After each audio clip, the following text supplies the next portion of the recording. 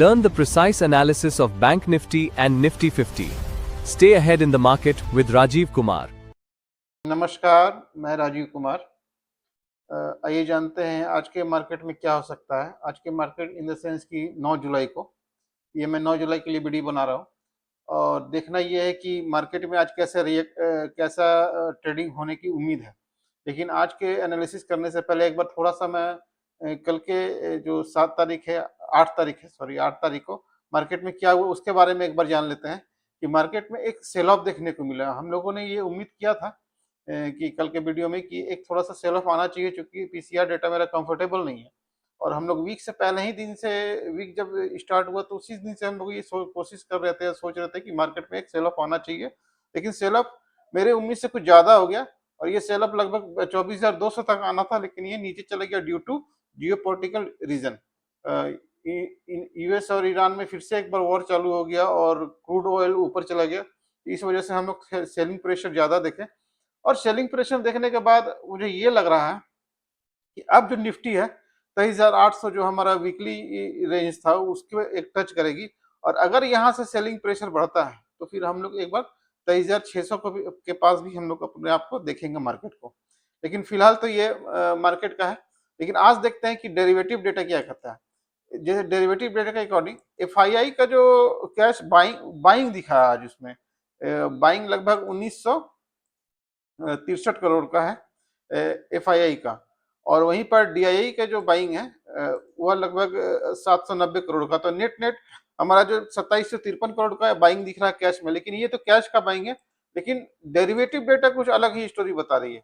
Derivative data के according हमारा जो फ्यूचर जो है उसमें एफआई का फ्यूचर इंडेक्स में शॉर्ट ऐड हुआ है लगभग 29,748 कॉन्ट्रैक्ट का। तो जो एज ऑफ नाउ जो अभी टोटल शॉर्ट पोजीशन एफआई के अकॉर्डिंग है, डेटा के अकॉर्डिंग, वो अभी 2,68,586 कॉन्ट्रैक्ट का है अभी एफआई का जो टोटल शॉर्ट पोजीशन है निफ्टी में, इंडेक्स में।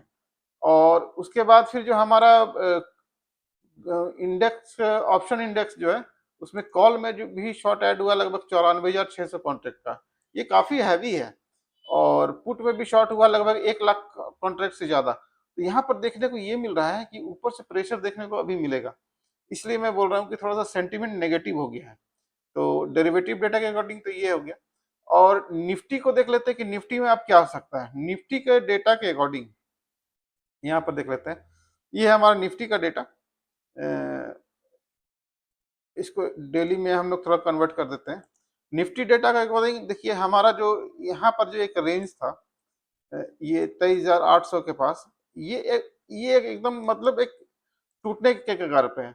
अगर मार्केट यहाँ पर 23,800 को यहाँ पर टच करके अगर बाउंस करती है और 24,000 के पास एक बार जाती है, 24,000 इन द सेंस कि यहाँ पर, तो एक बार यहाँ पर से एक बार के लिए फिलहाल के लिए तो एक छोटा सा शॉर्ट का अपॉर्चुनिटी आप ढूंढ सकते हैं यहाँ पे।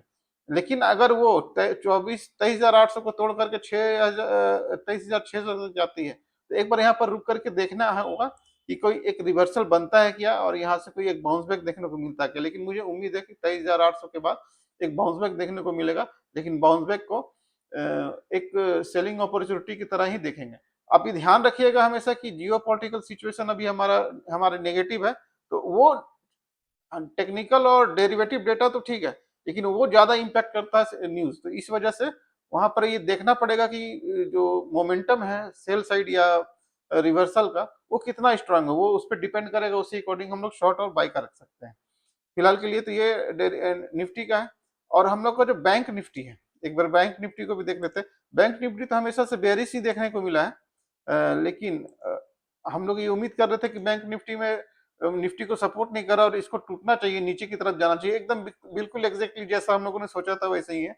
लेकिन ये थोड़ा सा ज्यादा स्ट्रेच हो गई है। 57,000 तक हमें उम्मीद थी, लेकिन ये अभी 56,700 तो स्ट्रेच हो गई। अभी देखना यह है कि निफ्टी में अब क्या सिचुएशन बनता है।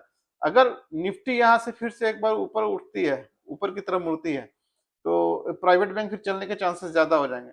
लेकिन इसको जैसे ही अगर ये बाउंस बैक देती है तो एक बार इसे सेलिंग अपॉर्चुनिटी की तरह ही देखेंगे और ये पहले ये कंफर्म कर लेंगे कि मोमेंटम क्या है ऊपर जाने का, उसके अकॉर्डिंग ही सेलिंग और बाइंग का डिसीजन लेंगे। तो ये है निफ्टी या बैंक निफ्टी का। अब हम लोग इस पर देख लेते हैं डेटा निफ्टी का क्या कहता है। निफ्टी का जो डेटा है हमारा, एक बार यहाँ से यहाँ चले जाते हैं फ्यूचर में। फ्यूचर में काफी शॉर्ट बिल्डअप हुआ है निफ्टी में, और ऑप्शन में जो है हमारा अभी 24,000 के पास हमारा जो कॉल ओआई है, हाईएस्ट कॉल ओआई यहाँ पर एक क्रिएट हुआ है। तो एक 24,000 को थोड़ा सा तोड़ना काफी मुश्किल हो जाएगा, और नीचे की तरफ वही 23,800 से 23,700 ये हम लोग एक देख रहे हैं कि यहाँ पर एक सपोर्ट मिलने की चांसेस है। और पीसीआर डेटा भी नेगेटिव है 0.81। ये तो हो गया निफ्टी का। और बैंक निफ्टी में भी सिचुएशन बिल्कुल वैसा ही है। यहाँ भी एक शॉर्ट क्रिएट हो रहा था, लेकिन हमारा जो 57,000 जो अभी है वो है हाईएस्ट कॉल ओआई यहाँ पर राइटर है।